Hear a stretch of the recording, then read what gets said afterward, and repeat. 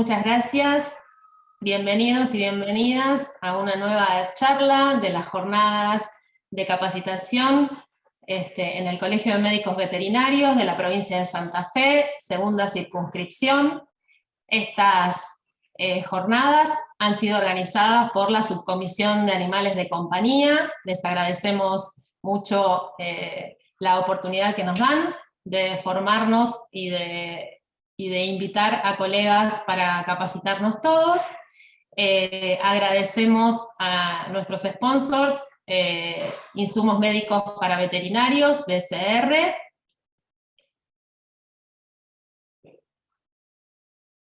y a Distribuciones Plus, también agradecidos como siempre. Bueno, hoy estamos en la tercera charla de estas jornadas. La charla va a ser sobre un tema que a mí me apasiona particularmente, que es sobre etología clínica, comportamiento. Nuestra disertante es la doctora Jessica Raimonda. Hoy vamos a hablar del tema de la llegada del cachorro a la familia, las consultas más frecuentes sobre comportamiento que se dan en esta etapa. La semana que viene hay la cuarta y última charla de estas jornadas, que es la introducción al cannabis medicinal en veterinaria. Va a ser dictada por el grupo de cannabis de veterinarios dedicados a la terapia canábica de Rosario, Argentina. Les informo que entre todos los asistentes de las 4 charlas, de algunas, a todos los asistentes, se va a realizar al final de la próxima charla, que es la última, un sorteo que va a tener varios premios,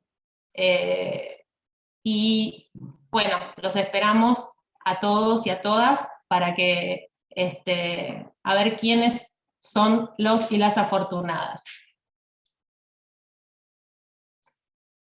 Bueno, el Colegio de Veterinarios le da la bienvenida y les cuento lo que es la etología clínica, por si alguno no está al tanto. La etología clínica es la especialidad dentro de la medicina veterinaria que se ocupa del comportamiento.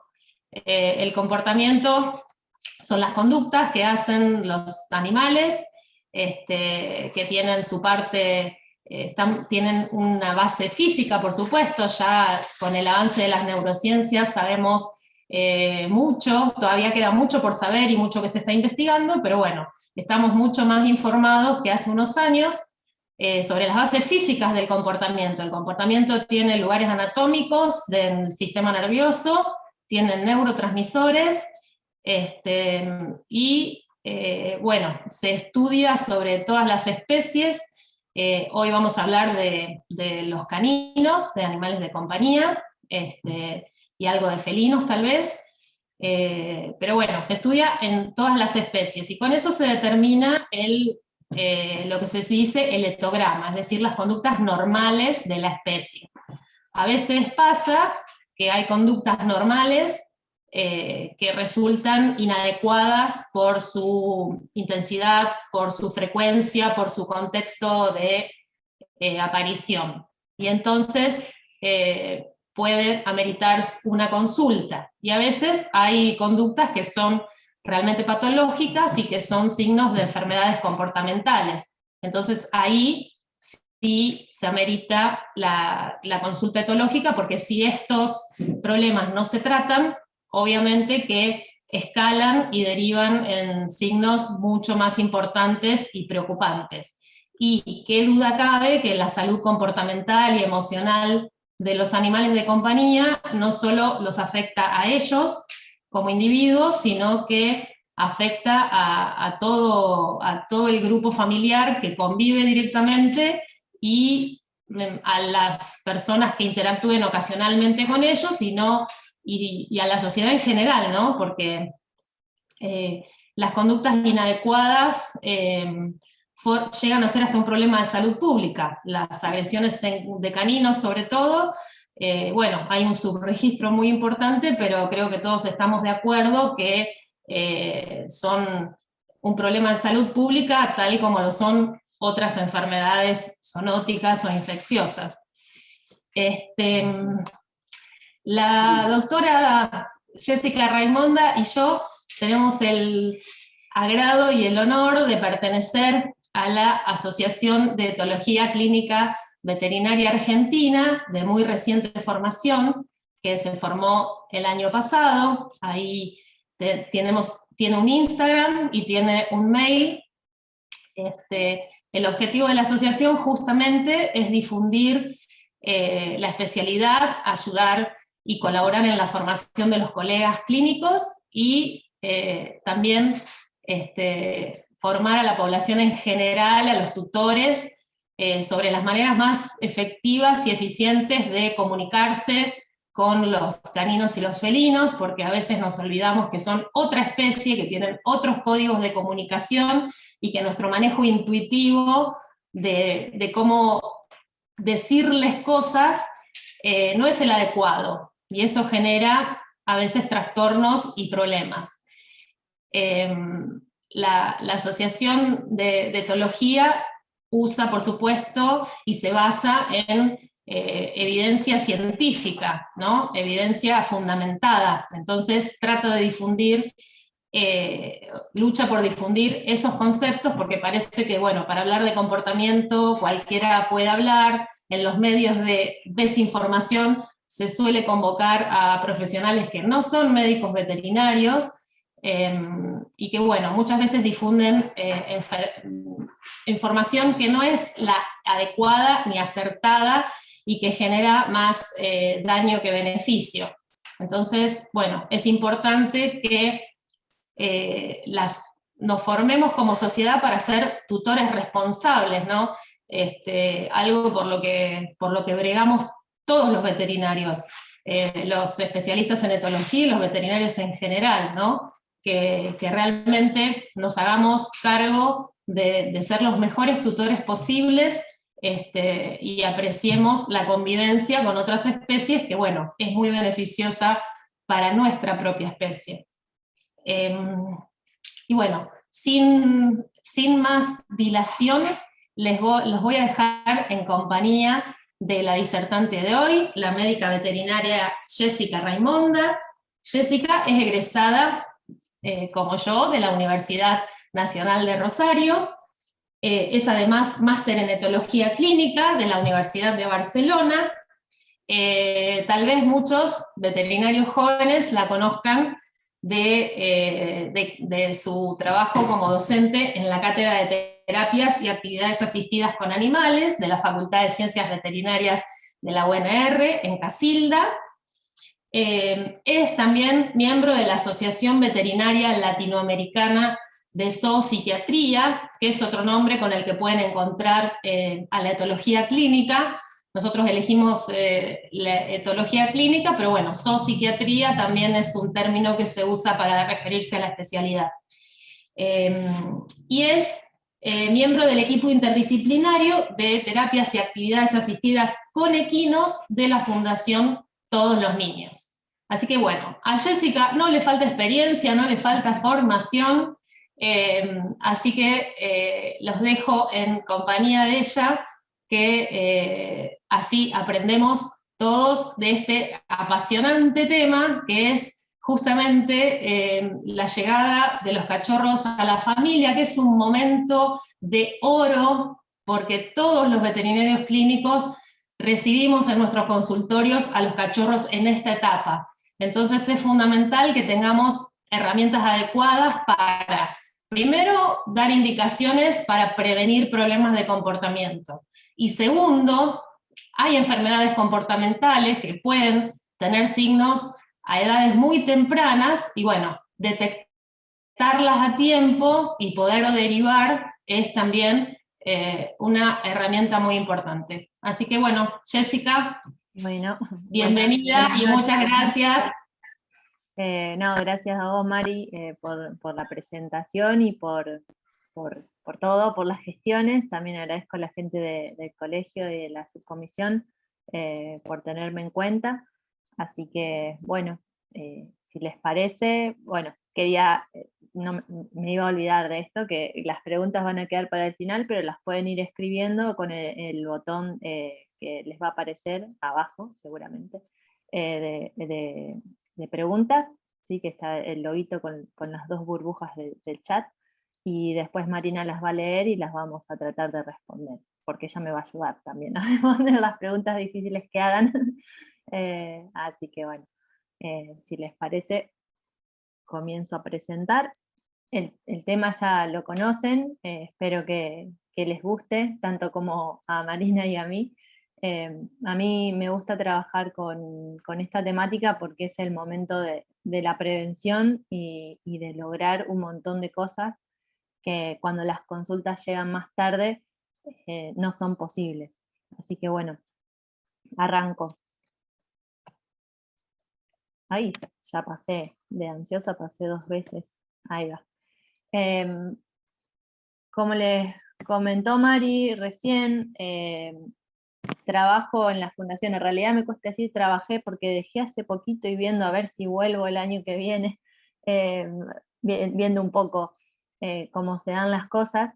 Pero ahí trabajamos con terapia, pertenezco a un equipo interdisciplinario de terapia de actividades asistidas con equinos, y entonces siempre me interesó ver la parte de la relación y cuáles eran los beneficios tanto para los humanos como para los animales de esta relación. Entonces me gusta siempre encarar e investigar por ese lado. Por eso, para arrancar esto y pensando que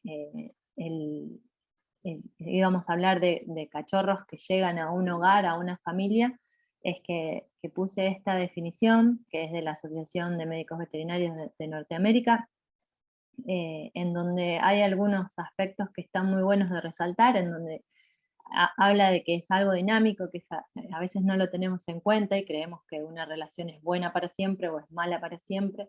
Y creo que la etología va en ese sentido a ayudar a que esa relación que es dinámica y que puede tener altibajos sea lo mejor posible para el animal, como médicos veterinarios es la parte que nos toca, pero como ese animal vive en un ambiente y en ese ambiente están sus tutores, es importante que se tengan en cuenta las interacciones y el contexto para que ese animal esté bien, para lograr el bienestar, como dijo Marina, también para garantizar que esa familia también está conforme de alguna manera con ese cachorro que adoptó.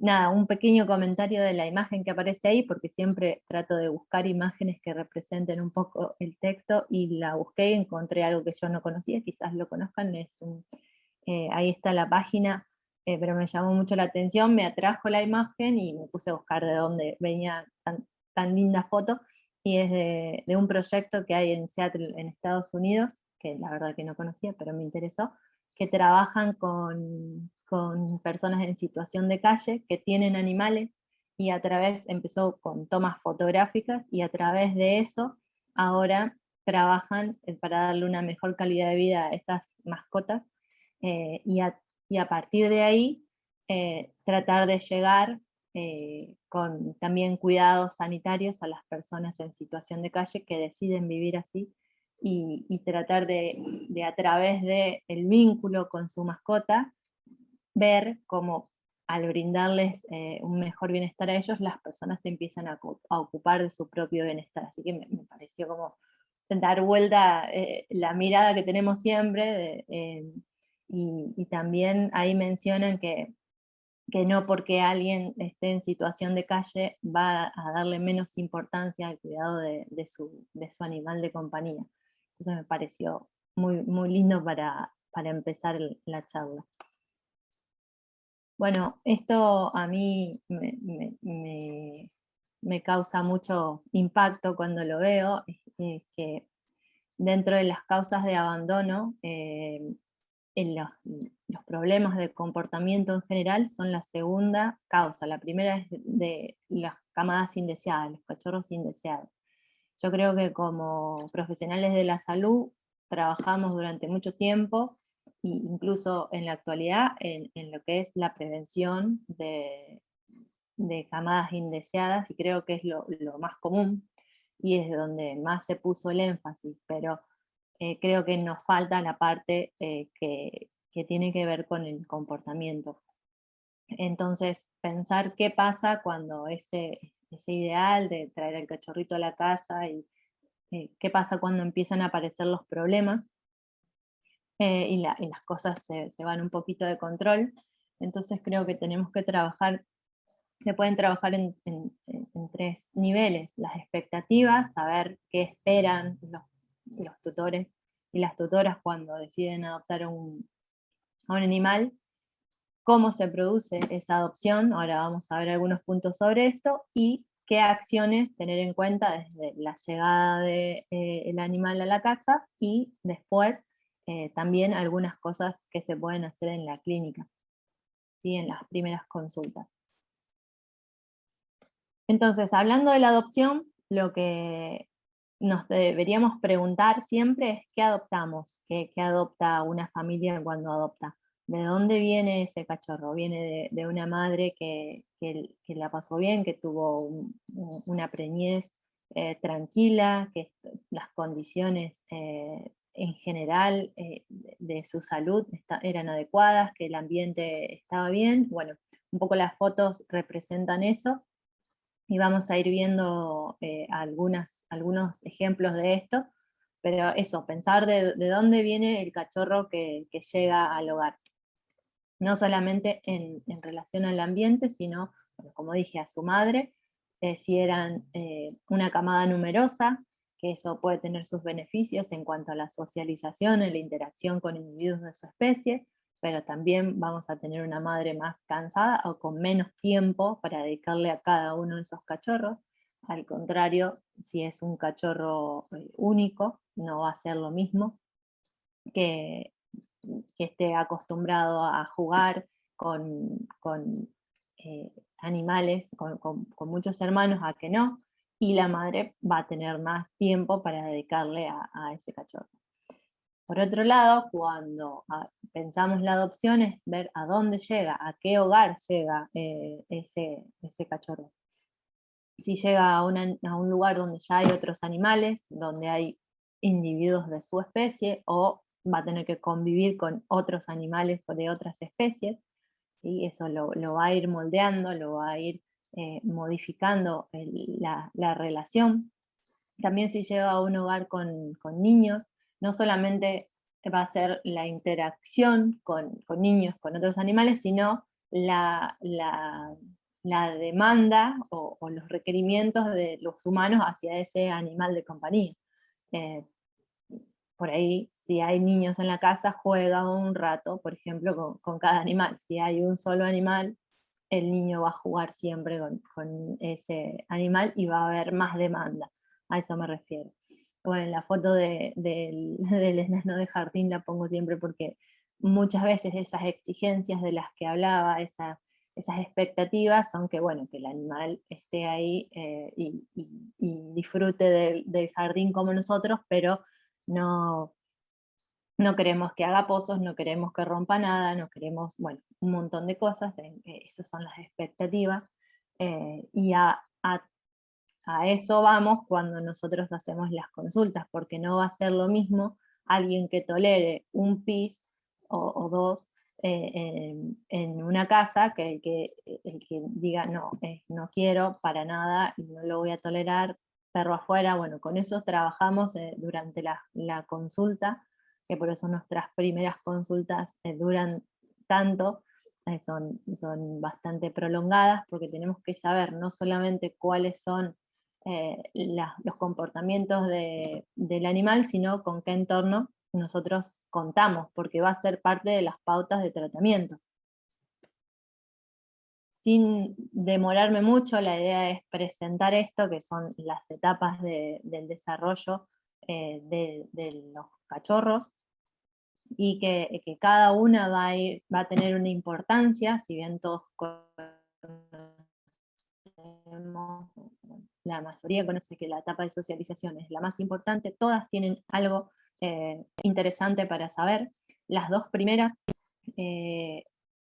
uno puede pensar que el desarrollo del comportamiento del cachorro es a partir de que nace, pero en realidad ya en la etapa prenatal puede haber factores que influyan en el comportamiento del animal adulto, digamos, de esos cachorros. Voy a detenerme a hablar un poquito del estrés, para no hacer tan largo cada punto de cada etapa, del estrés prenatal, que es muy similar a lo que pasa con el estrés intenso, me refiero a un estrés intenso o duradero. Bueno, ahí en la foto puse cachorritos, que es algo frecuente de ver cuando son abandonados, cuando se separan de su madre a edad temprana, que no sea la ideal, que sufren ese estrés del desapego. Todos esos factores que puedan llegar a afectar de una manera intensa en esos primeros días de vida o en la etapa prenatal a la madre, van a producir cambios en el cerebro del neonato o del feto, que lo van a predisponer cuando sean adultos a ser animales más inestables. Son aquellos que aprenden de una manera más lenta, o tienen problemas cognitivos, o tienen respuestas exageradas para los estímulos que están recibiendo. Los controles, los autocontroles, no los van a tener como un animal que tuvo un nacimiento y sus primeros días de vida fueron ideales, digamos. Sí, son problemas en la cognición, en la emoción, son esos animales que son mal llamados a veces hiperactivos, pero bueno, tienen esa falta de control. También en la etapa de transición, si bien no dura una semana, ¿sí? Es poquito, pero también ahí empiezan a ocurrir cosas que tienen que ver con que el cachorro se va preparando para lo que viene, ¿sí? Para, para socializar con el mundo. Entonces, en esa primera etapa, los cachorros empiezan a explorar, ¿sí? En la etapa de socialización esa exploración es máxima, pero en la etapa de transición los cachorros van a empezar a explorar de una manera que se la llama en estrella, porque van hacia un lado y vuelven hacia su madre, van hacia el otro y vuelven hacia su madre. Y después, durante la socialización, que va desde las 3 semanas a los 3 meses de vida, que en este sentido es la etapa más importante, porque es la etapa en que el animal descubre el mundo, por decirlo de alguna manera. Eso que empezó casi tímidamente en la etapa de transición, comienza en la socialización a mejorar, a lo que hacía un juego solitario, pasa a ser un juego social.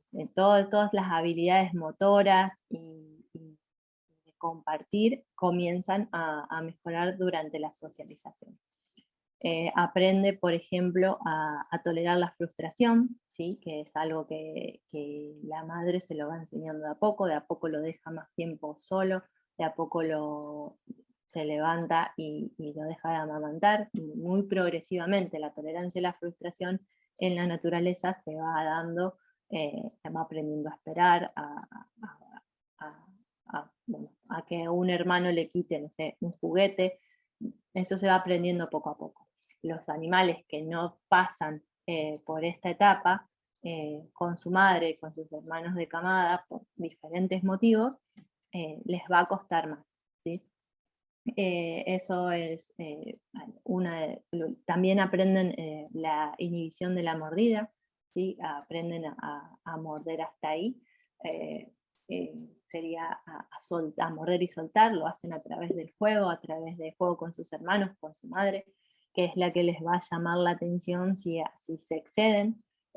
Y el fin del juego, por ejemplo, cuando uno de los dos lo hizo muy bruscamente, es el que les permite a ellos saber que estuvo mal, digamos, porque el fin del juego pasa a ser como el castigo, o un pequeño gruñido de su madre que advierte que se pasó de los límites. Así que en esta etapa también es muy importante que ellos empiezan, no solamente, si bien se llama socialización, también se comienza a habituar a los diferentes tipos de estímulos, a los sonidos, a las diferentes texturas del piso, por ejemplo, y es por eso que cuando es fundamental que tengan acceso al sustrato, al suelo que nosotros queremos que el animal elimine. Ahora vamos a ver algunas imágenes y vamos a ver la diferencia. Es importante porque ellos empiezan a alejarse del nido, del lugar donde está su madre, para orinar y defecar lejos del lugar donde descansan, digamos. Si no tienen esa posibilidad, no lo van a aprender, o les va a costar más aprenderlo. Y después en la etapa juvenil, simplemente comentar, porque bueno, podemos ir hablando también de algunas cosas, que bueno, que se termina de producir ya el desapego, digamos, que tenían con su madre, si bien queda el vínculo, pero ese apego de cachorro no lo van a tener, y son más independientes y transfieren un poco ese apego que tenían por su madre, esa demanda, en la socialización a sus hermanos, y en la etapa juvenil al ambiente, por eso juegan más y interactúan también con el medio ambiente. Entonces, de a poco, esto se hace progresivamente, y si no ocurre de esa manera, pueden aparecer problemas. Que bueno, acá traté de graficarlos un poco, qué es lo que deberíamos prevenir. Si la separación de su madre es prematura, pueden aparecer diferentes problemas, como esto que les decía, o sea, el cachorro no va a aprender a esas interacciones que tienen que ver con lo social, con el reconocimiento de especie que puede tener con su hermano, o con sus hermanos de camada, o con su madre, ¿sí? Porque en todas estas etapas aprende a través del juego, de la interacción, como les dije, a diferentes patrones de movimiento, las conductas, las posturas,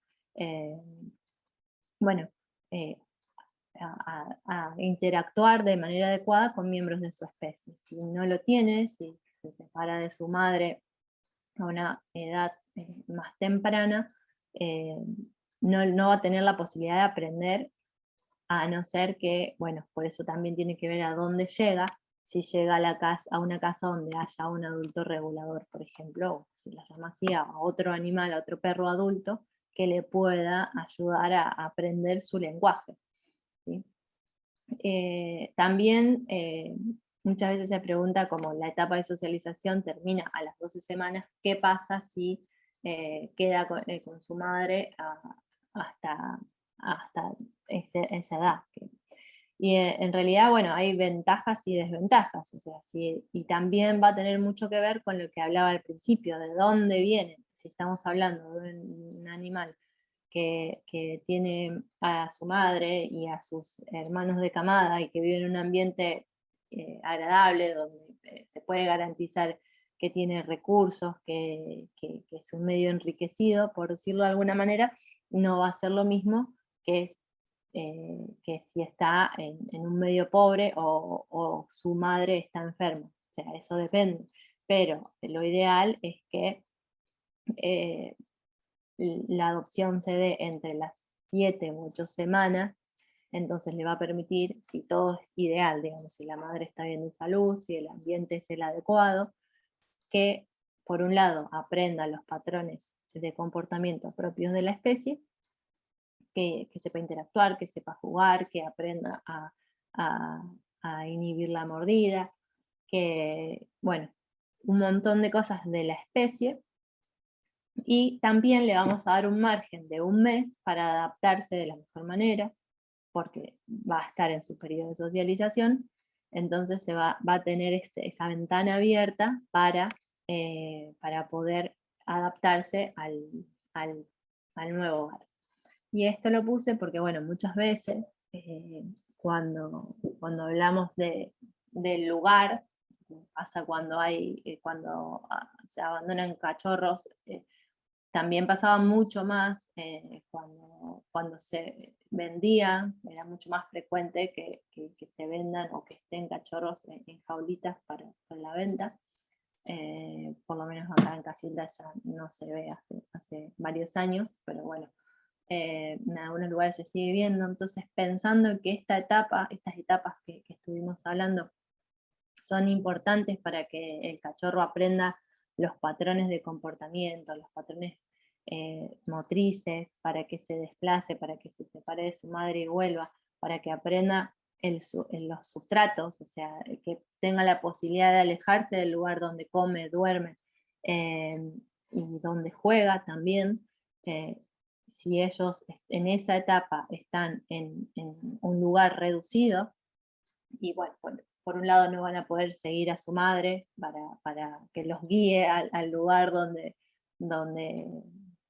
biológicamente se alejan del nido, no lo van a aprender, y si además están en un lugar chico, como se ve en la jaulita de la foto, no van a tener la posibilidad de buscar, olfatear, alejarse del lugar donde comen, duermen y juegan.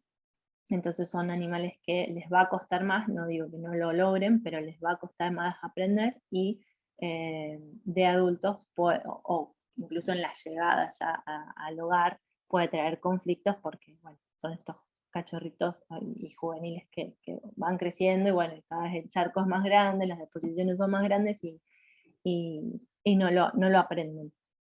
Y tiene que ver un poco con esta etapa. Bueno, esto es lo que un poco me adelanté. Siempre que no se produzca una buena habituación o una buena socialización, siempre no, en realidad, pueden aparecer problemas, ¿sí? Entonces, aquellos perros que se criaron sin contacto con personas o con algunas clases de personas, por ejemplo, después lo vamos a ver, niños o adultos mayores, o que no están acostumbrados a ciertas, no sé, personas con discapacidad que usan o algún bastón o silla de ruedas, bueno, todas las cosas que el animal no vio en esta etapa. También depende mucho del tipo de animal, de dónde viene, todo lo que ya venimos diciendo, pero es muy probable que desarrolle un problema de miedo y a veces agresividad a todo lo que no conoce. Si no conoció perros, no hacia perros, a otras especies, por ejemplo, gatos, si nunca vio, es más complicado que se adapte a convivir, ¿sí? Pero no imposible. No es que si nunca vio, no, también va a depender de los estímulos y de todas las experiencias tempranas que vivió durante este periodo. Entonces, ¿qué hacer con el cachorro? Bueno, hace un tiempo era raro que nos consulten antes de adoptar. A mí me pasó, y aumentó aún más, creo que durante la pandemia, que las personas llaman para consultar, lo que no significa que siempre nos escuchan o nos escuchan y nos hacen caso, eso no va siempre de la mano, pero sí muchos, por ejemplo, que adoptaron o tuve la oportunidad de trabajar con un perro que, bueno, que ya está grande, que decidieron adoptar otra mascota, me llaman para preguntar si está bien, si la edad está bien, si qué hacer antes de que llegue. Hay más consultas, y hablando con algunos colegas también les pasa. Entonces, bueno, antes sabíamos que no, que era muy raro, la gente adoptaba y después te consultaba. Ahora preguntan. Antes preguntaban por ahí por las razas, y ahora preguntan por temas específicos que escucharon en algún lado, que leyeron. Bueno, ahora hay mucha información en internet, y está bueno que si nos preguntan estemos preparados y preparadas para dar esas respuestas. Entonces, una de las cosas que hago cuando me preguntan, y me preguntan por por algunas razas. Bueno, cuando preguntan por una raza, ahí sí que tengo unas estadísticas medias malas, porque cuando preguntan por una raza y uno dice, no, porque a lo mejor te conviene por el tamaño, por lo que sea, por algo que uno cree que no. No, bueno, cuando ya te preguntan por una raza ya están casi decididos. Así que ahí ya, pero si no, sí podemos ayudarlos a que ese vínculo del que hablamos al principio de la charla sea el mejor, eh, haciendo algunas preguntas sobre esto que hablábamos, las expectativas que desean del perro. Entonces, siempre, incluso en las primeras consultas que hago y en los seguimientos de las primeras semanas, es algo que también hago. Si veo que va a ser un perro de tamaño grande, por ejemplo, y bueno, están como la chica de la foto haciendo cosas que después van a ser inapropiadas o pueden molestar por el tamaño del perro. Siempre les digo que tengan en cuenta el tema del espacio y si no, que consideren las rutinas que van a tener que hacer, las rutinas de juego, las rutinas de paseo, que vamos a hablar en un rato también de eso. Y bueno, la edad de adopción más o menos ya les estuve hablando.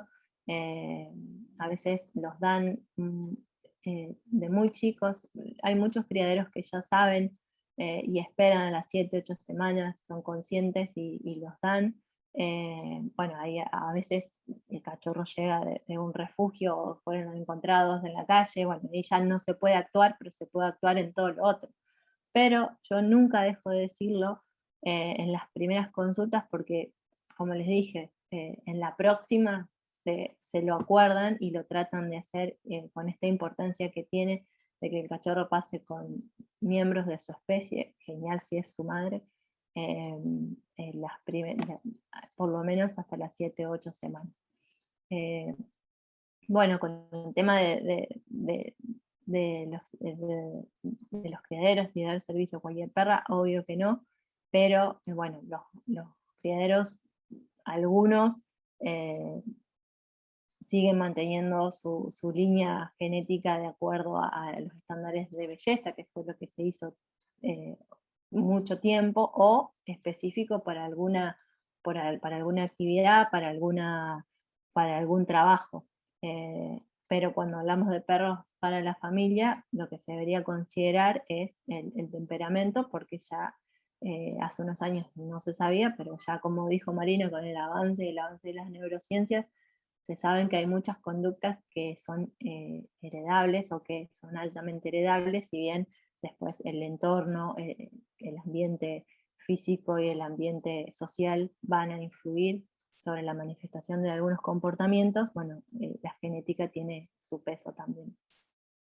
Y bueno, creo que el tema de las madres con muchos cachorros, y también ya lo mencioné, se refiere a esto, bueno, a que tengan en cuenta cuando van a elegir un cachorro, las condiciones de esa madre, si la ven que interactúa o no con los cachorros, y se puede tratar de asesorar un poco en ese sentido.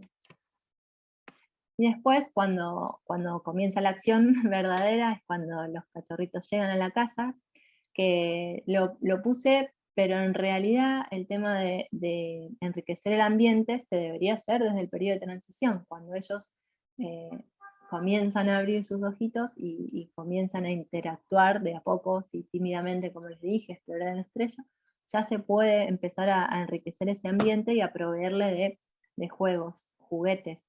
Y tenemos que saber, una cosa que es muy frecuente, y a los clínicos también que les debe pasar, que les dicen que no les llevan juguetes porque los rompen. Es que en realidad lo que hay que encontrar es el juguete acorde a cada animal, a cada perro, y el tipo de habilidades que tiene, y tratar de asesorar en ese sentido. Muchas veces compran una pelota y la dejan ahí quieta como si el perro supiera qué hay que hacer con la pelota. Hay individuos, animales que son están más predispuestos a jugar, bueno, por su pasado, porque las primeras semanas de vida en el lugar donde vivían había, pero un perro que viene de la calle, que no que fue encontrado de cachorrito, si tuvo fuerzas y energías para jugar con algo, probablemente haya sido una ramita o algo que, entonces le das una pelota y la mira así, el olfateo, lo raro, ¿no? Entonces siempre podemos eh, asesorar en este sentido. Lo de túneles y plataformas está puesto porque me refiero a que, bueno, ahora aparecen algunas fotos, hacerlos, subir escaleras, o que las vean, que escaleras no, pero algunos escalones, lo que puedan según el tamaño de cada uno también, que su ambiente, siempre pongo el ejemplo, o sea, si a uno nos dejan en una habitación con 4 paredes blancas, nos vamos a aburrir, pero si a nosotros nos ponen, no sé, el televisor, nos dejan el celular, un libro, no sé, al que le guste dibujar y pintar una hoja en blanco y lápices de colores, no va a ser lo mismo nunca que estar encerrados. Creo que esto lo terminamos de entender el año pasado cuando nos tuvimos que quedar todos adentro, y cuando de repente muchos querían salir a pasear a sus perros, que es algo que también cambió. Entonces eso, se puede hacer desde el periodo de transición, y lo ideal sea que cuando llegue a la casa también se continúe con esto. Bueno, hay algunas fotos, la posibilidad de interactuar con miembros de su especie, lo que les decía, que no es lo mismo que llegue a un, imagínense, se separa de su camada, y de repente llega a un hogar donde no hay nadie y tiene que pasar de estar con su madre y con sus hermanos a estar en una casa solo, ahora 8 horas.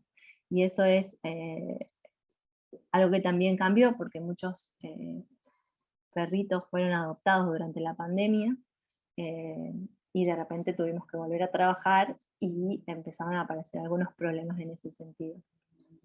Bueno, ahí hay ejemplos de cosas que se pueden hacer, se ven los diferentes, hay alfombras, bueno, los túneles que les decía, que se pueden fabricar caseros con cajas, es proveerle diferentes texturas y cosas para que puedan hacer, siempre cuidando obviamente el bienestar y con supervisión, para que no haya accidentes. Lo que se ve abajo es como también son fotos tomadas de internet, para que hagan ruido y ellos mismos van a ir a explorar en esta etapa que explora mucho, van a ir y van a hacer sonar estos elementos, entonces de a poco se van habituando a escuchar y a controlar. Si no quieren el sonido, se alejan, y si no les pasa nada, se van acercando y de a poco se van habituando a diferentes estímulos sonoros y táctiles. Bien, algo que hay que tener en cuenta es lo que les dije, es de que a partir de que llegan, no va a ser lo mismo aquel que tuvo la oportunidad de aprender de su madre y de imitar eh, también a sus hermanos, siempre hay uno más despierto que otro. Entonces, al que no tuvo esa oportunidad va a haber que ayudarlo. Entonces se puede ayudarlo a que aprenda cuál es la zona que queremos, siempre con refuerzos positivos. Eh, Establecer rutinas ayuda un montón, ayuda porque el animal sabe en qué momento se va a abrir la puerta, en qué momento le van a dar de comer, y así se van organizando en su día, y sabe qué viene después de qué actividad viene después de cada actividad, y eso lo va a tener, por un lado, más calmo, porque no va a estar siempre viendo a ver qué sucede, y por otro, se va a regularizar más rápido el tema de la orina y de la defecación. Con respecto a la obediencia, yo siempre lo trabajo con refuerzos positivos, es otra forma de fortalecer el vínculo. Por un lado, el cachorro entiende de qué están esperando de él, y la familia también, como que le sube la autoestima, y no es lo mismo estar todo el tiempo retando al cachorro nuevo, el cachorro nuevo también lo retan todo el tiempo, que fijar pautas, decir, bueno, si haces esto, si te sentás acá, o si esperás para salir, te felicito, te doy un premio, que son los refuerzos positivos, digamos, que pueden ser trocitos de alimento, o bueno, como el perro es una especie social, una caricia también, depende, eso se va buscando a ver según cómo responde cada uno. Pero bueno, no solamente es la obediencia para que el perro nos haga caso, sino para que haya una mejor comunicación con los miembros de la familia. Para cuando estamos, siempre es ideal la supervisión, tanto para cuando juega como para cuando queremos que aprenda a hacer algo, y específicamente cuando queremos que aprenda a orinar y a defecar en un lugar determinado. Y si no, lo que tenemos que hacer es crear una zona segura, limitarle los accesos mientras estamos, si no los podemos supervisar todo el tiempo, limitarle los accesos donde no queremos para evitar el castigo. O sea, lo ideal es ponérselo fácil. No vas a ver cuál es el lugar y cuál no. Si tuvo la posibilidad de ir al pasto de la tierra, sí. Si no, bueno, hay casas que no tienen jardín con césped, entonces se confunden. Si ven mosaico y mosaico, y no, hasta que no le enseñemos un poco, no vas a ver cuál sí y cuál no. Pasa mucho con las razas chicas también, que les cuesta, o que recorren para ellos grandes distancias, pero en realidad para ellos se realejaron del lugar donde descansan, pero para nosotros sigue siendo el comedor o la cocina. Entonces, bueno, en el caso de cuando nos vamos de casa, lo mismo. Lo tenemos que dejar en un lugar donde no haya peligro de que rompa cosas y donde no haya peligro de que, peligro no, pero que no elimine donde no lo desean, para evitar el reto posterior cuando volvemos a casa. Y también, bueno, el tema de los juegos y juguetes, que ya lo mencioné, aprender a ver con qué juega y qué son capaces de romper también por seguridad.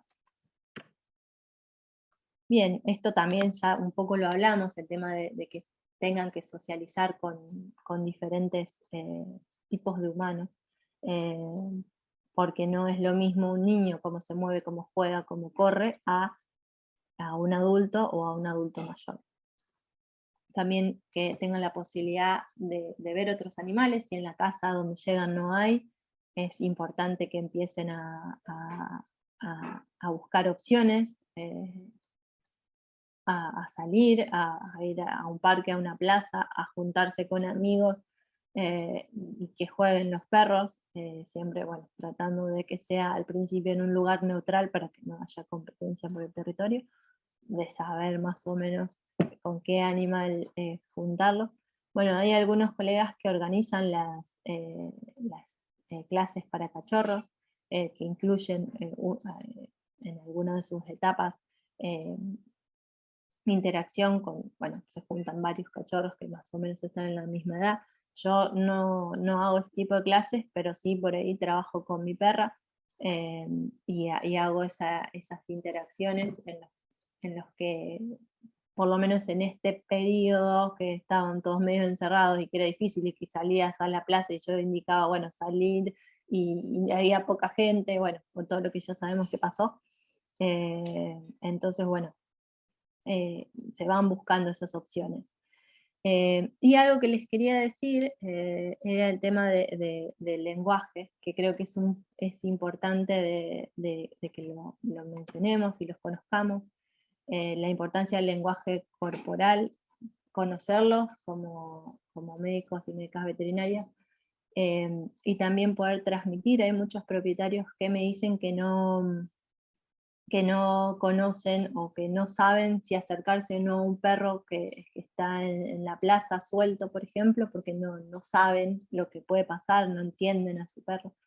Entonces, bueno, conocer que la comunicación va a través de sus posturas, de su boca, de su cola y de sus orejas. Y bueno, no es el tema de esta charla, pero bueno, sí que nos debería interesar, así como en las BTs hay por ahí cuadros, láminas con, no sé, con el esqueleto del animal o el sistema digestivo o las razas, ¿sí? Que aparezcan estas imágenes para empezar a difundir un poco más cómo se comunican nuestros animales de compañía. Como digo siempre, ellos nos conocen y saben todos los significados de nuestras expresiones y lo que hacemos, y, y si nos ponemos una zapatilla significa salir a caminar, y si nos ponemos, no sé, agarramos un bolso, una cartera, significa que me voy a trabajar. Como ellos nos conocen, deberíamos conocerlos. Ellos tienen, digo, la suerte de observarnos, nosotros a veces sí, y a veces necesitamos estudiar de libros para conocer lo que tenemos al lado. Entonces, bueno, es un poco eso, aprender leyendo y después observar, o al revés, como prefieran, pero hacerlo, porque es la manera de entenderlos mejor. Bueno, esto lo había puesto para marcar que hay algunas señales que son más evidentes, y hay otras que son más sutiles, que están indicando como el lamido del hocico, de la nariz, y el bostezo, que son, por poner algunas señales sutiles que están indicando que el animal tiene estrés. Y acá les quería mostrar en relación a esto un poco rapidito, porque veo que ya son las 9:30, para no aburrirlos. Es un trabajo que presentamos hace casi 1 año y medio, con los chicos del grupo de comportamiento que tengo la suerte de coordinar. También tenemos 2 años de antigüedad, tampoco es que estamos hace mucho, pero bueno, presentamos este trabajo como una de las primeras cosas que hicimos, y bueno, lo que hicimos fue hacer una encuesta en donde tuvimos la oportunidad de tener más de 200, creo que eran 225 respuestas, y muchas personas participaron, y el trabajo de ellos, lo que habían hecho es buscar videos en internet, que surgió un poco por esto de que a través del WhatsApp llegan diferentes videos supuestamente graciosos, que en realidad son situaciones de peligro, en donde hay un animal mostrando alguna señal de incomodidad. Habíamos trabajado, así como para empezar a trabajar con el grupo, esto de las señales y del lenguaje corporal canino.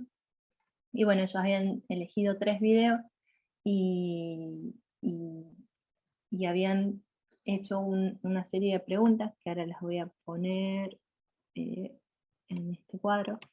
Estas son todas las respuestas, pero básicamente ellos preguntaban con multiple choice, llegaba por un formulario de los que llegan, los que se hacen con Google, entonces fue fácil enviarlo, y estaban los videitos, y se veían los videos, y la gente tenía que responder.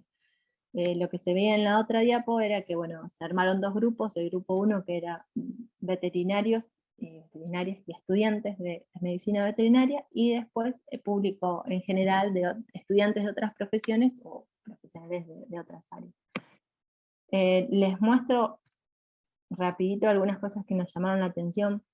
Los 3 videos, les aclaro que fueron evaluados por 3 colegas, uno de Madrid, uno de una amiga de México, y uno de Chile, los 3 que se dedican a etología. Y bueno, a partir de ahí los chicos tuvieron la experiencia, cuando digo los chicos son los estudiantes del grupo que quisieron sumarse a este trabajo. Entonces, bueno, a partir de ahí analizamos los datos y veíamos un poco esto. Los 3 videos eran casos de agresividades en diferentes contextos. Y lo que nos sorprendió es que acá, por ejemplo, en el primer video, hay un 13%, que si bien parecería un porcentaje bajo, pero para el número eran 28 personas que decían que el perro nunca mordería, o sea, que si estaría en una situación cotidiana, porque la consigna era esa, buscar animales que estén el primero era uno que estaba como en su cucha, digamos, y ese 13% representa 28 personas que no podían reconocer que el animal los podía morder, y del grupo 1, que ese 1% son 2, o sea que 2 veterinarios o 2 estudiantes de medicina veterinaria iban a ser mordidos en esa situación, si vivían una situación similar.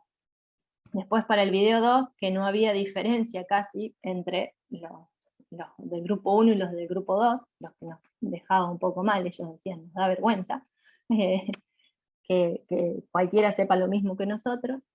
Y en el video 3 los porcentajes eran bastante elevados, era un perro que mostraba señales ambiguas y que estaba en la calle, en una caja, y que no se sabe, uno no sabe qué, pero ante la duda la gente decía que nunca mordería, o sea que si nunca mordes te vas a acercar, era como, fue impactante el número.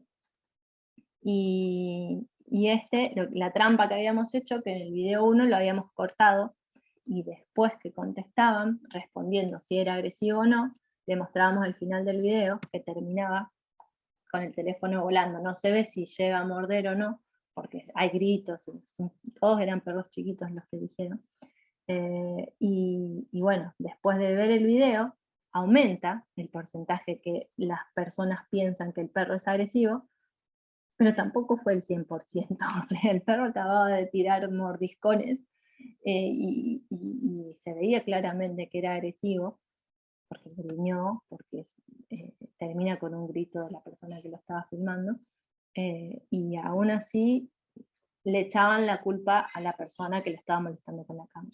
Pero bueno, pero el perro sí era agresivo. Y bueno, en el video número 2 muchos confundían con que el perro estaba jugando. Entonces, bueno, las conclusiones fueron estas: la necesidad de enseñar y aprender del lenguaje corporal de los animales que viven con nosotros todos los días, que las situaciones que se habían elegido, los videos eran situaciones cotidianas totalmente reproducibles en cualquier hogar, menos el perrito que estaba en la calle, pero también es común ver a un perro sentado sobre algunos cartones, que puede ser por protección de recursos, de su territorio. Entonces, bueno, nos sirvió de base para decir, hay que hacer algo, y bueno, y ahora el primer trabajo que hicimos este año, dentro de lo que se pudo hacer, fue eh, eh, que ellos tenían que filmar videos y tratar de identificar diferentes situaciones de sus perros y aprender de posturas y lenguaje corporal, un poco mirando esto. Y para ya casi ir terminando, ¿qué no hacer? Lo sigo diciendo porque sigue sucediendo, el tema de los castigos. Yo recomiendo siempre que no, pero lo recomiendo porque, no porque se me ocurre a mí, sino porque es muy difícil cuando decimos que sí, revertir la situación. Además, sabemos que los castigos o el aprendizaje a través de los métodos negativos con refuerzo de este tipo disminuyen la calidad del vínculo y generan estrés, no solamente en el animal que está recibiendo el mensaje de lo que no queremos que haga, y no de lo que sí queremos, sino también en la persona que lo ejerce. Muchas veces lo confundimos porque el perro hace caso, pero sobre todo en esta etapa del desarrollo, cuando son castigados, por ejemplo, por orinar o defecar fuera del lugar que nosotros queremos, no solamente no le estamos diciendo donde sí queremos, sino que lo estamos castigando por una necesidad fisiológica. Y después se va generando cada vez más conductas de ansiedad, porque el animal no sabe, o sea, va a tener ganas de orinar y defecar, pero no va a saber, quizás lo empiece a hacer cuando la persona no está. Entonces, bueno, voy un poco rápido por el tiempo, pero lo del rollo de papel lo sigo viendo, lo vi este año, ¿no? Que la gente cree que es algo mágico. Me llegaron a preguntar si tiene algo que ver que sea de revista y no de diario. Por eso necesitamos seguir educando y seguir entendiendo la importancia de mejorar el vínculo a través de entender las conductas, entender a los animales de compañía con los que convivimos, tratar de reforzar las conductas que deseamos y disminuir o anular los castigos, que es las conductas que no queremos, sabiendo que Ya hay estudios científicos que comprueban que todos los métodos punitivos traen consecuencias negativas sobre el bienestar de los animales. Bueno, esto sí como le dije a Marina, lo digo porque lo sigo viendo, y mientras lo siga viendo, mientras siga viendo animales sin cola y sin orejas, lo voy a seguir repitiendo. Les dejo acá para que vean más o menos los lineamientos que se manejan, pero yo mientras siga viendo que hay animales que les cortan la cola por la cuestión de estética, lo voy a seguir repitiendo. Desde el lado del comportamiento, lo que vamos a decir es que, bueno, como vimos, son fundamentales para su comunicación, las orejas, la cola, la postura en general. Ya demasiado le cambiamos la genética a algunas razas, las estadísticas dicen que los otros perros ladran más por ser raros, por no parecer al estándar, digamos, de lo que es un perro. Y bueno, el tema del corte de colas y orejas no solamente los limita, sino que al ser en una edad temprana, lo que hace es, como decía, es un dolor neonatal, si bien se hace con anestesia en algunos casos. Los que cuando no se hacen con anestesia se justifica que en esa etapa no sienten, pero no es que no sabemos, por lo menos no tienen el desarrollo para poder manifestar el dolor. Y sí, estadísticamente se sabe que están predispuestos a sufrir algunas patologías que tienen que ver con manifestar conductas repetitivas, que si bien no es determinante, sí puede ser el dolor en esta etapa un detonante inicial de futuras patologías del comportamiento. Y en la clínica, bueno, podemos hacer un montón de cosas, podemos contar siempre que se pueda y que se dé la situación, esto que estuvimos hablando, cómo jugar, cómo manipular, podemos enseñar a hacer la manipulación adecuada, y para que el cachorro vaya practicando en su casa. Podemos enseñar en esta etapa a poner un bozal, que si bien el perro puede no ser agresivo nunca, lo podemos necesitar en una situación de dolor o frente a un accidente, diferentes momentos, y que no le sumaríamos en ese momento el estrés de ponerse algo que no conoce. Tener en cuenta que siempre va a ser un lugar desconocido, porque es la primera vez que llega a la casa y a la clínica veterinaria, y que esos primeros encuentros deben ser positivos, donde la pase mal lo menos posible. Por eso es importante que se haga con el dueño presente, si está tranquilo, obviamente. Tener en cuenta que ellos perciben diferentes señales que dejan otros perros, y los llantos, o sea, que en la sala de espera, pensar eso, cuando hay un cachorro, o dar turnos, o hay un montón de recursos que se pueden hacer. Y bueno, tratar, como les dije, que los procedimientos sean los menos dolorosos y molestos posibles, y siempre terminar la consulta de una manera positiva.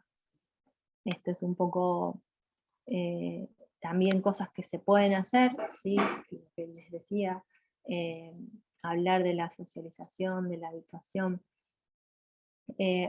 Algo que también tiene que ver, que se pregunta mucho, son la eliminación adecuada, pero también el tema de las mordidas. Y eso lo pueden ver, porque se lo dicen, o lo pueden ver en las manos de los propietarios. Es un buen momento para decir, ¿qué está pasando? Van a ver los cachorros que muerden, los propietarios. Es un momento para decir, bueno, cómo hacer, cómo interactuar. Aconsejar que los paseos se hagan apenas se puedan, apenas completen el plan de vacunación, pero también que hay otras opciones. Salir cuando son chiquitos a caminar con el perro UPA, o llevarlo a dar vueltas en auto. Hay diferentes, sobre todo para los animales que van a vivir solos, que no viven con otros animales, o que el ambiente es poco enriquecido.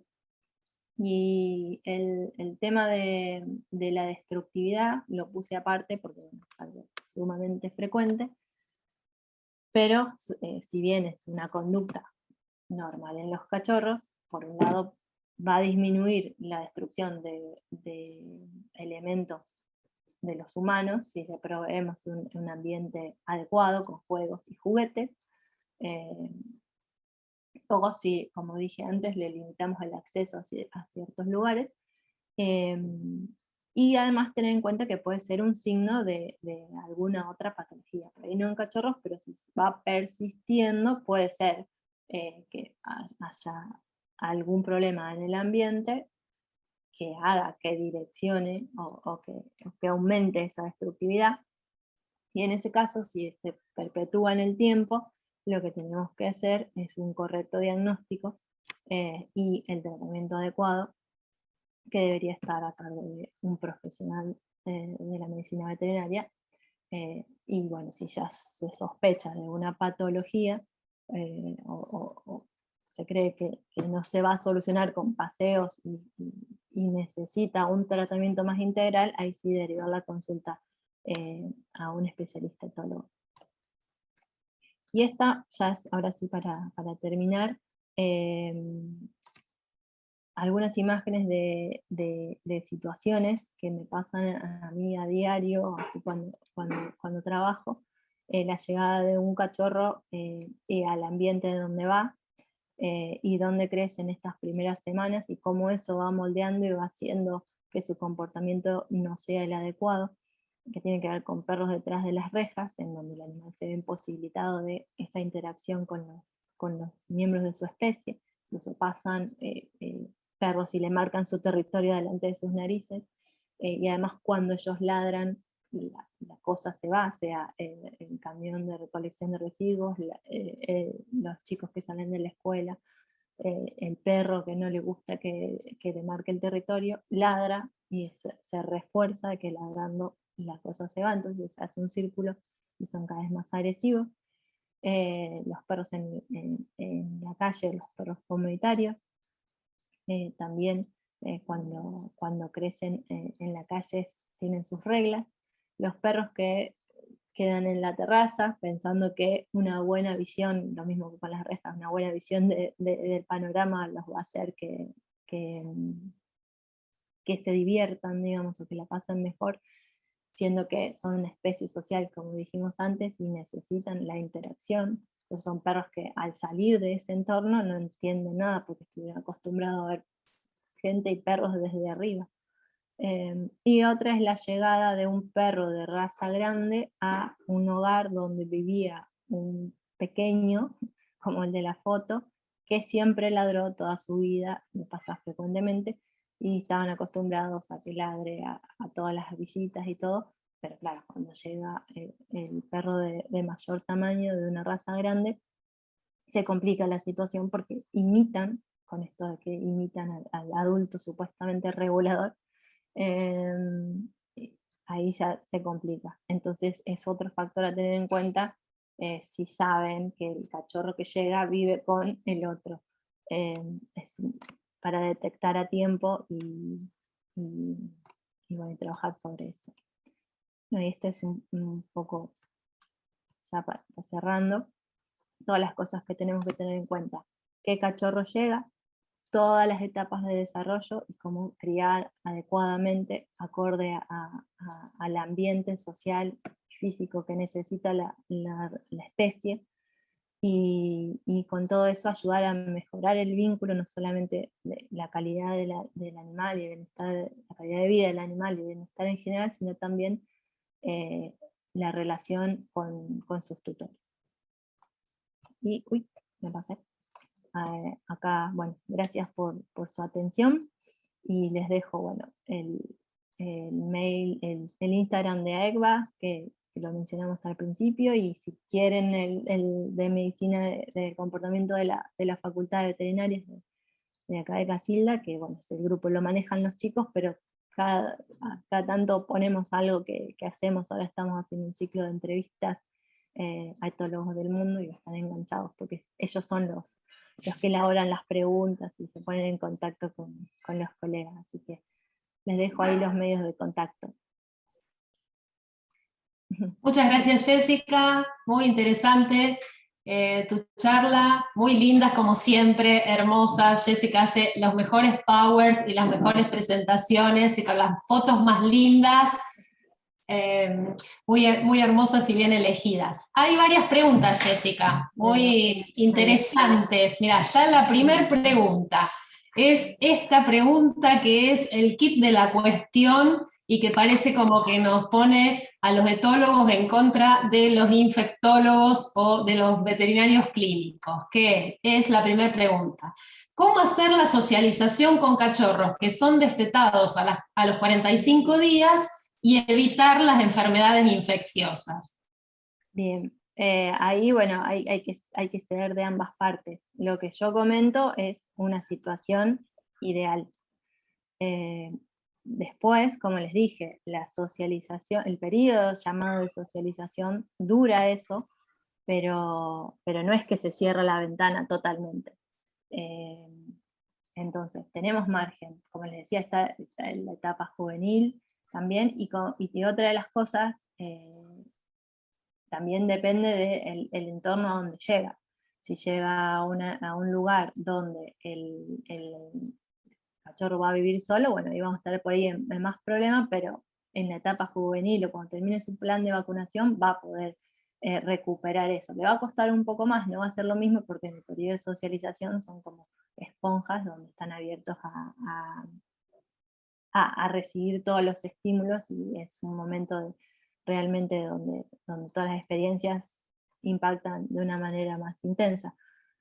Pero es negociar. Creo que un poquito lo respondí al final, cuando dije que la posibilidad de salir en auto, por ejemplo, para que vea, no solamente es socializar, sino habituarse. Es muy importante que se habitúe a los ruidos del lugar donde va a vivir.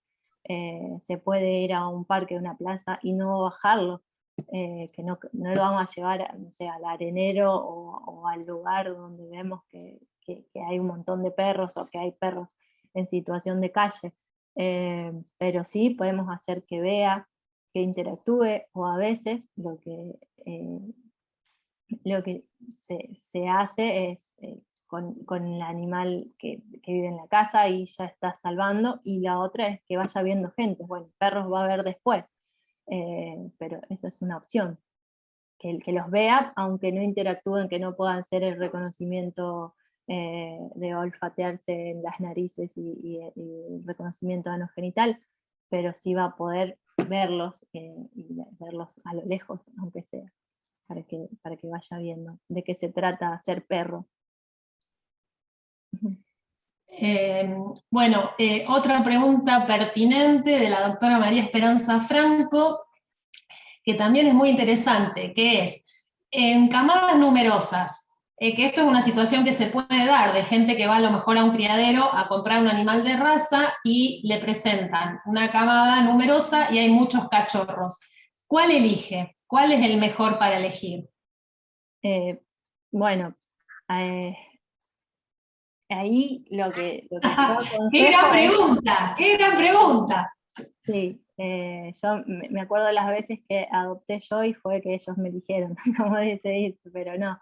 La recomendación sería por ahí elegir el que se te acerca saltando y ese y que, pum, que es muy activo, ese no. Y el que se queda todo tímido y atrás de todo, ese tampoco. A ver, lo que nosotros vemos en el momento de ir a ver así una camada numerosa es como una foto de lo que puede pasar. Sí, incluso hay test que se hacen, que se pueden hacer, que nos dan una perspectiva de lo que sucede con el animal en ese momento, de lo que trae, ya que esté con la madre y los hermanos ya es una ventaja, a comparación del que fue abandonado en una caja, o que se encuentra el cachorrito en la calle. Pero el que elegiría siempre, si está la posibilidad, es el que está ahí en el medio, el que se acerca sin ladrar, el que no va y muerde las zapatillas, pero como les decía, es todo moldeable. eso lo que vemos es una foto que nos dice qué sucede en ese momento, y a partir de ahí nosotros podemos trabajar. Vamos a trabajar si es un cachorro más excitable, se puede trabajar la calma. Si es un cachorro por ahí más retraído, que era el que se quedaba escondido, que no se despegaba de la madre, por ahí podemos trabajar en otro sentido, estimularlo a que juegue, que corra, etc. Sí. La postal, ¿me eligió a mí? Es muy escuchada, me eligió a mí. El que vino saltó, me mordió las manos, me mordió el pantalón, ese como era tan simpático y me eligió, Claro. me lo llevé. Y Claro. después, bueno, el doctor Amílcar Bassi, siempre tan educado y amable. Amílcar agradece la charla y hace una pregunta que parece una pregunta sencilla, pero ya tiene un montón de conceptos que están en la pregunta sobre los que me gustaría que te extendieras, Jessica, porque, por ejemplo, el doctor nos pregunta, ¿podrías darnos unos tips básicos para evitar el apego? Hace como dos preguntas en una. Evitar el apego. Y bueno, me gustaría que hablaras del apego y si el apego es necesario o no.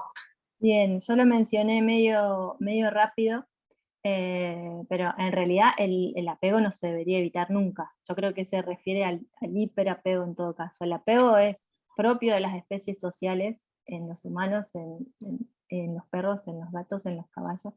Es lo que nos mantiene en cohesión con los miembros de nuestra especie, e incluso el apego interespecífico es lo que nos permite mantener estas relaciones. Al principio se da desde la madre hacia su cachorro, y después cuando empieza la etapa de transición y de socialización, empieza desde el cachorro hacia su madre, y es lo que mantiene el vínculo, lo que le permite al cachorro seguir y aprender de su madre. Si se refiere al Sí, hiperapego, exacto, aclarar ese concepto, que claro, los usamos como sinónimos y no son sinónimos. Uno si es se refiere al necesario, no apego, es. hiperapego o apego específico que puede generar algunos problemas, sobre todo, por ejemplo, lo que se ve ahora, el hiperapego que se generó porque estuvimos todo el tiempo en casa y tenemos que volver a trabajar. Ahí sí hay pautas para hacer. Bueno, los tips básicos serían que un poco lo estuvimos hablando el año pasado, cuando decíamos, bueno, va a haber que salir de este encierro, y era, bueno, que yo digo varios, por ejemplo, que cuando se podía salir a pasear, que no sea siempre la misma persona la que salía con el perro, que cuando estaban dentro de la casa se le da algún juguete interactivo con alimento o cosas en otra habitación, para que el perro asocie estar haciendo algo agradable alejado de su propietario. Después, bueno, evitar el saludo excesivo o estar todo el tiempo juntos en un sofá o en la cama. Esos son los básicos que se me ocurren, entendiendo que se refiere a ese hiperapego. No sé, Mari, ¿qué te parece? Y después la otra parte Sí, como que no la entiendo. y coincido. Bueno, y la otra parte sí, porque también supongo que se refiere a evitar generar lo que él denomina un comportamiento dominante en un cachorro, que este también es un concepto que nosotros lo tenemos que desmantelar y que se maneja mucho como en el sentido común, y ha contribuido mucho por ahí la difusión de algunos programas muy populares en canales en el Animal Planet, este concepto de el cachorro dominante o el perro dominante, ¿no? Sí, el concepto de dominancia, o sea, si bien los perros tienen conductas jerárquicas dentro de su grupo, y eso les permite establecer un cierto orden desde quién tiene la prioridad de acceder a ciertos recursos, no es de la manera que nosotros lo entendemos, bueno, digo nosotros para generalizar, y no es como nosotros entendemos el concepto de dominante, que es el que somete a otro, y ahí entonces hay un dominante y un sumiso, y todo se explica de esa manera. No era el objetivo de esta charla, y entonces lo pasé medio rápido, pero hay un montón de señales, estas que son de calma y que son para evitar conflictos. Pensemos que son una especie social, entonces en la naturaleza no les hubiera servido estar peleándose todo el tiempo y debatiendo y peleando a ver quién es el dominante. Y en general son los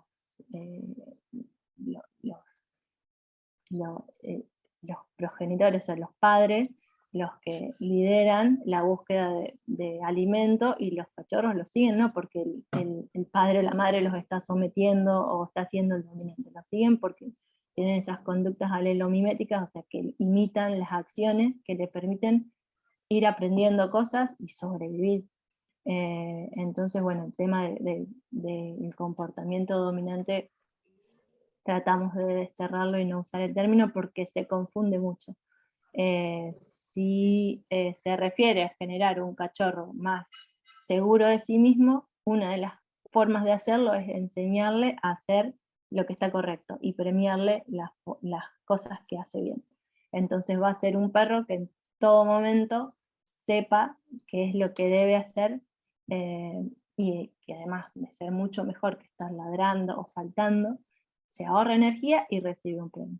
Y por otro lado, tener claras las rutinas, que es algo que dije, van a ser perros más tranquilos porque saben lo que va a suceder.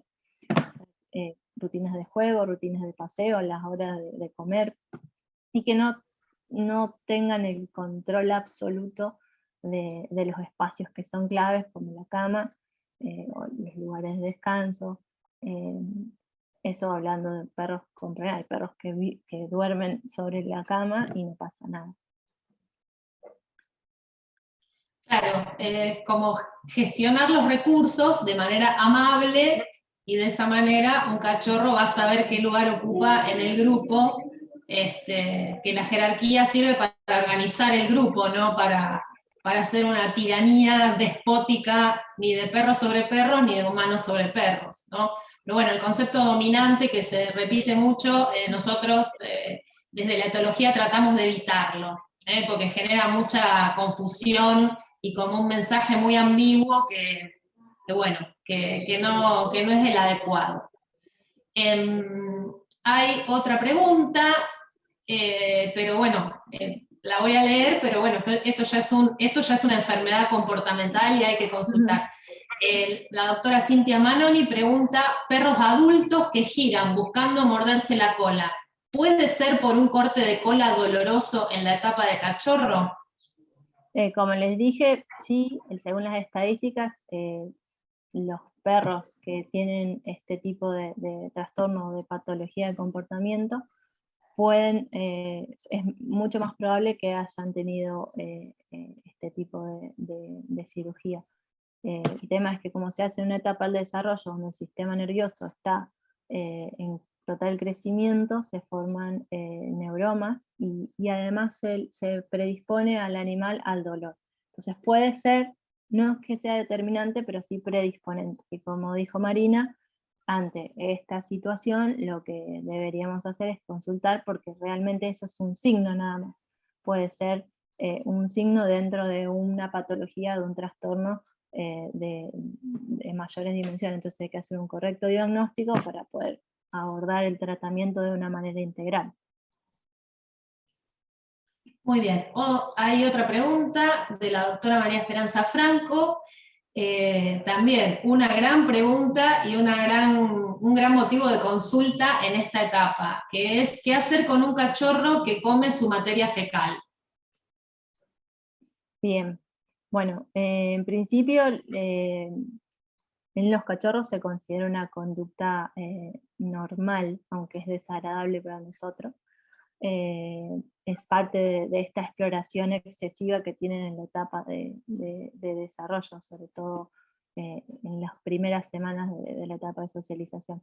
Después, si se perpetúa a medida que el animal crece, ya ahí sí se debería consultar, hacer análisis y bueno, y después, obviamente, desde el lado más etológico, hacer un análisis integral del espacio, del entorno, ¿sí? Porque puede ser también, son todos signos, los que están preguntando son signos, puede ser signos de de un entorno poco enriquecido, entonces el animal lo único que encuentra para hacer es comer su materia fecal. A veces puede ser hambre, aunque parezca mentira, pero bueno, es una conducta normal cuando son cachorros, que después debería eliminar. Obviamente que cuando lo aprenden ya se hace más difícil después que lo dejen de hacer. Y muchas veces nosotros o los tutores inadvertidamente reforzamos la conducta, ¿no? Porque a lo mejor es un cachorro que no recibe demasiada atención social, pero en el momento que se come su materia fecal sí recibe atención. Claro. Entonces eso muchas veces actúa como refuerzo. Por eso digo que es un signo y bueno, se debería consultar para hacer el tratamiento integral, para hacer el correcto diagnóstico de dónde viene y poder tratar. Bueno, hay un comentario de la doctora Cintia Manoni y ya te voy tirando la idea y no lo descartemos para una futura charla, de hacer, digamos, de esta misma temática, pero referida a felinos. No nos olvidemos de nuestros grandes amigos los felinos, que tienen sus particularidades y sus diferencias con respecto a la especie canina, y que bueno, también son una especie que vive muy cercana a nosotros, y también de todas estas cosas hay que saberlas de la especie felina. Así que te tiro la idea, Jessica, para que te hagas unos lindos power de adopción de felinos. Hay otra pregunta que, bueno, también, que es medio larga y medio compleja, y te diría que ya es varias consultas etológicas en una. Dice, en perros adoptados de adultos, que al encontrarse en la calle con otros, se acercan primero a olerlos y de repente ladran en forma agresiva, como atacando, ¿convendría aumentar las salidas y contactos con otros perros, o a grandes rasgos, qué hacer? Bien, bueno, lo que venimos diciendo, parece que vendemos consultas etológicas, pero en realidad cuando eso que estamos viendo es un signo, la agresividad en ese momento es un signo, y tenemos que saber poder llegar al diagnóstico. Para eso tenemos que saber todo lo que se pueda del pasado del perro, y bueno, en este caso, respondiendo a las salidas, sí, aumentar las salidas le va a aumentar el ejercicio físico y la interacción con otros individuos, pero no va a trabajar puntualmente con eso que describe de olfatear y ladrar. En relación a eso, lo que debería hacerse es un trabajo de modificación de conducta de perros hacia perros. O sea, trabajar esa situación y quizás muchas otras, por eso digo, o sea, ahí estaríamos trabajando ese signo nada más. Bueno, Jessica, hemos respondido todas las preguntas. Bueno. Me quedo con una cosa que dijiste que me encantó, y que me voy a poner en campaña para conseguir una para el consultorio, que es las láminas de posturas corporales, caninas y felinas, que más que las razas, es verdad, tendríamos que tener esas y hacer esa educación, ¿no? De leer las posturas corporales y saber qué nos están comunicando, y no hacer nuestras conjeturas e interpretaciones, y bueno, mejorar de esa manera el vínculo y mejorar nuestra comunicación, que suele ser tan ambigua. Sí. Así que bueno, tiramos la idea acá por si algún laboratorio se copa. Si nos hacen láminas de eso, las vamos a colgar, les avisamos, las vamos a colgar, no como esa fea que nos hacen de ojos abiertos y oídos, que son tan impresionantes que no las colgamos, pero si nos hacen una de posturas corporales, lo vamos a colgar muy contentos en nuestros consultorios. Sí. Bueno. Muchas gracias, Jessica, muchas gracias al colegio, muchas gracias a la Subcomisión de Animales de Compañía, y a todos y todas las asistentes. Les agradecemos muchísimo su presencia y su participación, y bueno, los esperamos, les prometemos que vamos a hacer más charlas de etología clínica para colaborar en la formación de todos. Bien. Bueno, gracias por la invitación. Buenas noches.